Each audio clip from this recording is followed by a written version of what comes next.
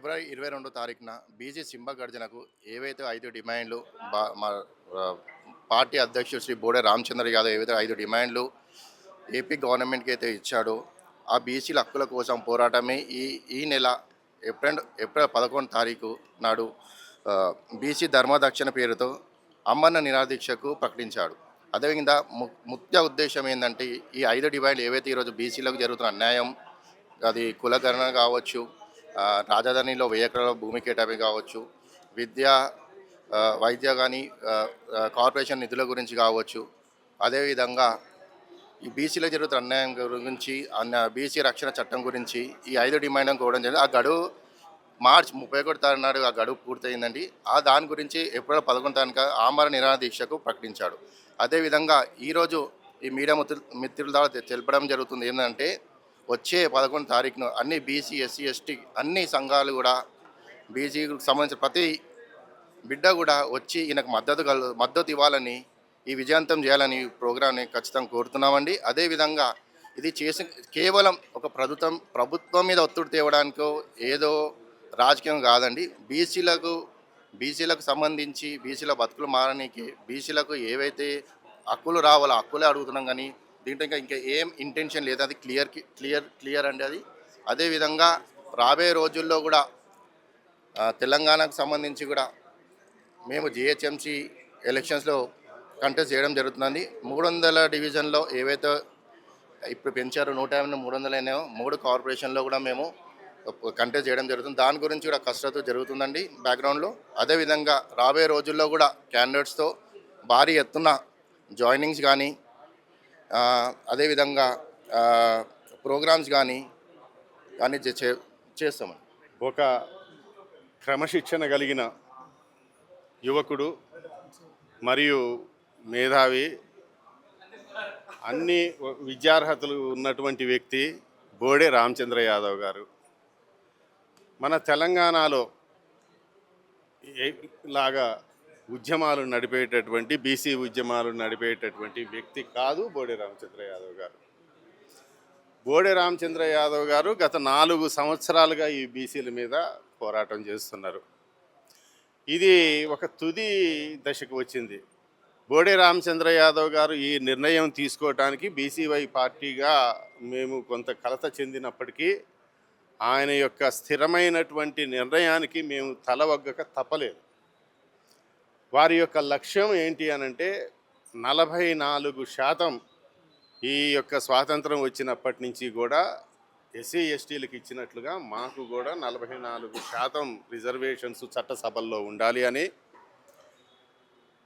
పిచ్చోళ్ల లెక్క పిచ్చి రాజకీయ నాయకులు విచ్చలవిడిగా భూసేకరణ జరిపి ఒక్కసారి భూసేకరణ జరిపిన తరువాత ఆ ప్రభుత్వం యొక్క భూమి అవుతుంది అది. కానీ బడుగు బలహీన వర్గాల వారి యొక్క వాటా ఎంత అందులో అనేది ఇప్పటి వరకు కూడా అడిగినటువంటి ఒక నాయకుడు అనేవాడు లేడు. ఒకే ఒక నాయకుడు మా వాటా ఎంత, మాకు ఎంత, నువ్వు తీసుకునే 10,000 ఎకరాల్లో మా వాటా 80% 90% ఉన్నటువంటి మా వాటా ఎంత, ఎవడి కోసం తీసుకుంటున్నావు, ఎక్కడికి పోతున్నావు, నువ్వు ఏదో ఉపాధి కల్పిస్తున్నానని ఉద్యోగ అవకాశాలు కల్పిస్తున్నానని ఇతర అమెరికా లాంటి పెద్ద పెద్ద దేశాలు మొత్తం తిరిగి ఎన్ని డబ్బులు తీసుకొని వచ్చావు నువ్వు? నారా లోకేష్, నారా చంద్రబాబు నాయుడు, అంతే రకంగా ఈ యొక్క కేసీఆర్ కానీ లేకపోతే ఎవరే కానీ ఏం తీసుకొచ్చారు మీరు? ఉపాధి అవకాశాలు ఏమున్నాయి? ఇచ్చేటటువంటి ఉద్యోగాలకి సరైనటువంటి జీతాలు ఇచ్చేటటువంటి భ్రష్ట పట్టినటువంటి ప్రభుత్వం యొక్క నిధులన్నింటినీ కూడా తప్పుదారి పట్టించి మీ యొక్క పబ్బాలు గడుపుకోవటానికి ఒక్కొక్కరికి 2,000 మంది 3,000 మంది బినామీలు ఉన్నారు ఈ యొక్క చంద్రబాబు నాయుడుకి కానీ వీళ్ళకి కానీ. ఈ బినామీల యొక్క పొట్ట నింపటానిక మీరు భూసేకరణ చేసేది? దేనికోసం చేస్తున్నారు మీరు? మా వాటా ఎంత, మా ఓబీసీ వాటాల ఎంత అని నిక్కంగా లెక్క తేల్చడానికి, అదే రకంగా రాజకీయ వాటా 44% మాకు దక్కాల్సిందే అని ఒక స్థిర నిర్ణయంతో బోడే రామచంద్ర యాదవ్ గారు ఉండి ఇవాళ ఆమరణ నిరాహార దీక్ష కూర్చున్నారు.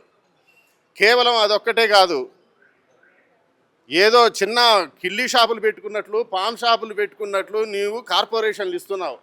అందులో ఒక కుర్చీ ఉండదు, నిధులు ఉండవు.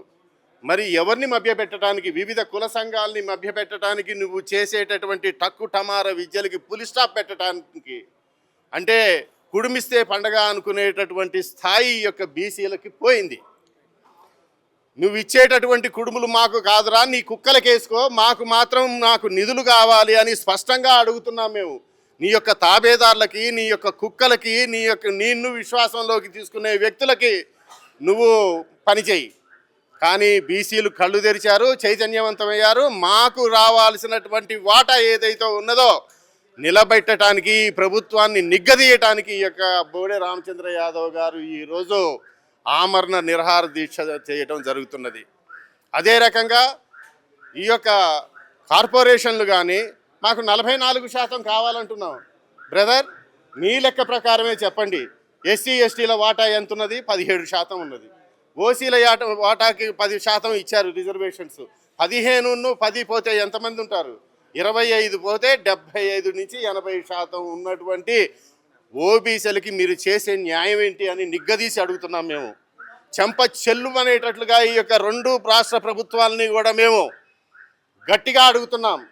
మా వాటా ఇవాళ నువ్వు 4th సిటీ అంటున్నావు, మిలీనియం సిటీ అంటున్నావు. బుద్ధి సిగ్గు ఎగ్గు లేకుండా ఈ యొక్క రాష్ట్ర ప్రభుత్వం కేవలం రిటైర్ అయినటువంటి వాళ్ళకి వాళ్ళ యొక్క రిటైర్ బెనిఫిట్స్ ఇవ్వలేకపోతుంది.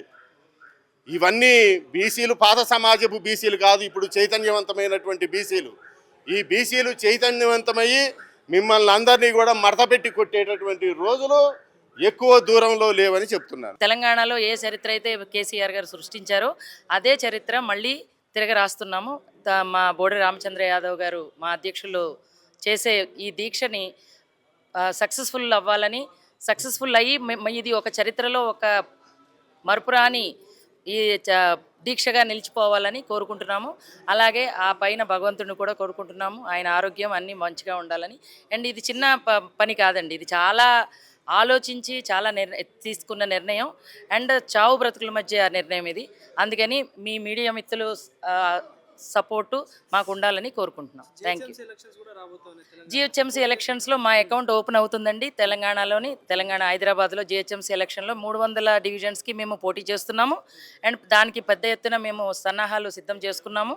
అలాగే మా సోదరులందరూ మాకు సపోర్ట్గా ఉన్నారు. అండ్ దాన్ని కూడా మేము ఇక్కడ అకౌంట్ ఓపెన్ చేస్తామండి హైదరాబాద్లో. Thank you so much.